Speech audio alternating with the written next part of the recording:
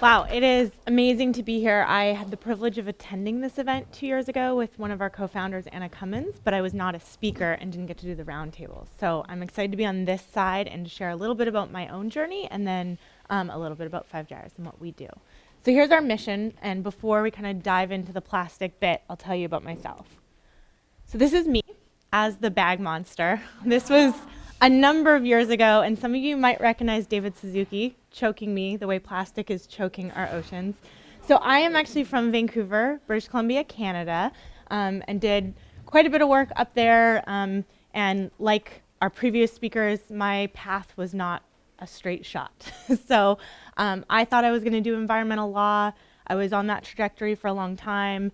Ended up going into field work for a number of years. Had a really, really wide variety of jobs out in the field, including 8 months on fishing boats as a fisheries observer, which was incredibly challenging, but also one of the most powerful experiences of my life.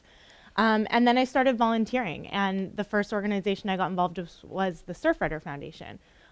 Growing up in Vancouver, I'm a surfer, I'm a snowboarder, and what we heard last night was how important it is to love something in order to want to protect it. And the mountains and the oceans were and still are to this day my playground, and that's really how I got involved in environmental activism. So I was with the Surfrider Foundation for about 8 years. I ran Surfrider Canada for 4 years, and then I actually relocated to San Diego, where I actually pursued a master's in nonprofit management, and now I'm with 5Gyres. So I've been working in ocean conservation and plastic pollution for a little over 10 years now. And it's an issue that really resonates with me because for many, plastic pollution is a gateway issue to environmental activism.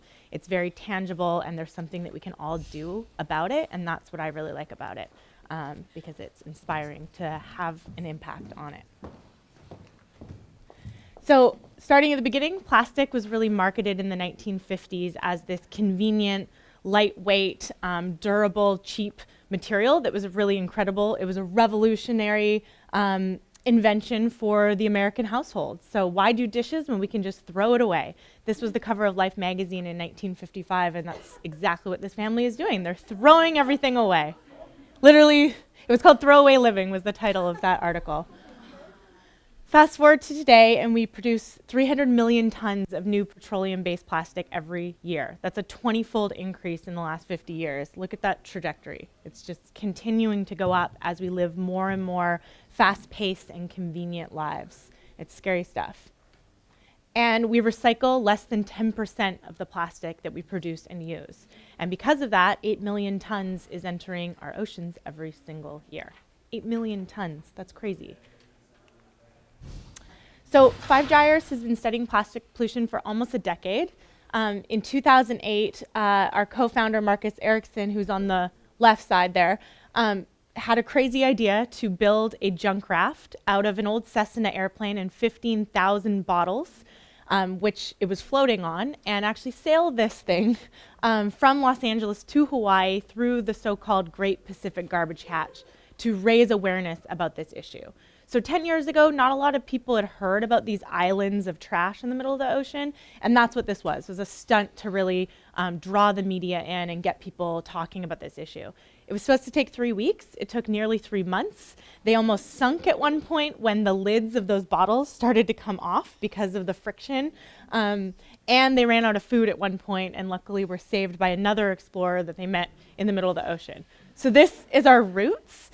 And since Junkcraft, we have led or been a key component of 17 expeditions. And next year, we're going to be going to Indonesia on our 18th expedition. And we haven't officially announced that yet, but it's going to be really exciting. That'll be coming out in December. So it's next summer, Indonesia, starting in Bali, and we'll be trawling for plastic around that area. So when we're out on these expeditions, we are trawling for microplastics just below the ocean surface. That's a trawl in the middle there. So that's what we use to collect data and understand the concentration of plastic that's out there. We have a program as well called Trawl Share, where we actually lend these trawls out. So if you can't come on one of our expeditions, you can actually borrow a trawl and take it out on a boat with you, collect data for us, and that's all we ask is that you A, pay for shipping, and B, share your data so that we have a more robust global data set. So from the data from our expeditions in the trawl share, we produced the first global estimate of marine plastic pollution, which we published in 2014. We'll be updating this estimate next year, but that is scary stuff. This is just the surface of the world's ocean, so we don't know actually what's suspended throughout the water column and what's sinking to the bottom or being ingested by wildlife. So remember the island of garbage, or the Great Pacific Garbage Patch that the media loves to talk about? We refer to it as plastic smog. So I live in Los Angeles. I deal with smog every single day. We do not deal with smog in LA by sticking a vacuum in the sky and sucking it out, the same way we're not going to stick something in the ocean and clean it up. Unfortunately, it's just not that simple when it's out there. So we need to stop it at the source, and that's focusing on upstream solutions, which is individual behavior change, corporate design change, and policy change. And that's really what 5 Gyres is all about. So these are the 5 subtropical gyres, and you can see where the plastic's accumulating in the really, really dark areas. That's where we got our name, and that's where we do the majority of our research, out in the middle of those gyres, where the gyres are a natural current system. So it's like a whirlpool. So when trash is in the ocean, it tends to concentrate in these areas. And when it's out there, it's absorbing a lot of toxic chemicals. So it becomes very, very, very toxic. It's soaking up, BPA and PCBs and DDT and other pesticides that have been banned for, some of them which have been banned for numbers of years. And it's getting into wildlife. So this is a lace and albatross. They're located, a lot of them live on the Midway Atoll, which is located in one of the gyres. And the beaches there are just covered in plastic trash. So when they're looking for food, they're mistaking plastic for food, ingesting it, feeling full, but not getting any nutrients. So unfortunately, they're dying at alarming rates. And this is just one example of over 1,200 species that are affected by plastic, either ingestion or entanglement. And it's getting into our food as well. So this is actually a rainbow runner that Marcus caught on that junk raft expedition when they ran out of food. And he found 16 pieces of plastic in its stomach, and all of a sudden, he didn't care that they had no food. He did not want to eat this piece of fish. This is a tiny little fish too. So if you think of, the mahi-mahi that we eat in fish tacos, or tuna sashimi for those of us that do eat fish, and how many little fish one of those big fish is eating in a lifetime, how much plastic's getting into that big fish and the bioaccumulation that's happening there.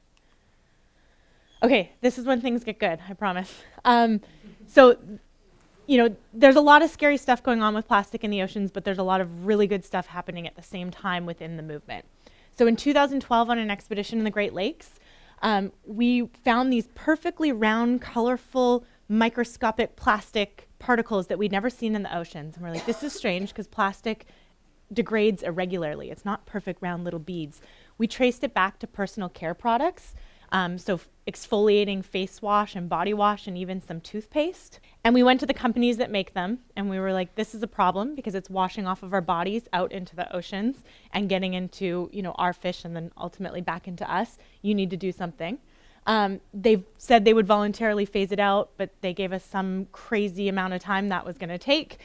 So we started pushing on policy. We actually got some states here in the US to ban microbeads. And then in the final days of 2015, President Obama signed the Microbead Free Waters Act, effectively banning microbeads here in the United States. Yeah, it's amazing. So there was a 2-year phase out, so it's not 100% done until July of next year, but it is happening, and that was a huge victory for the plastic pollution movement. And although 5 Gyres, was we were the ones that discovered it on a expedition, we would not have had such success without the coalition of organizations that supported that national campaign to ban them.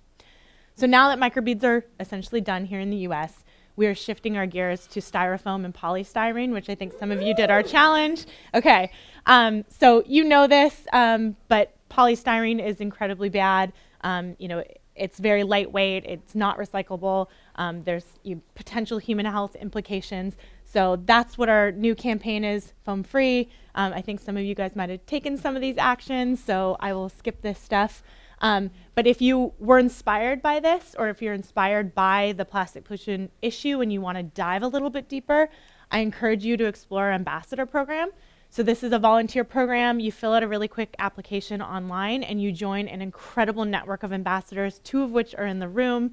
Mr. Eco and Kara Lee are both ambassadors of ours.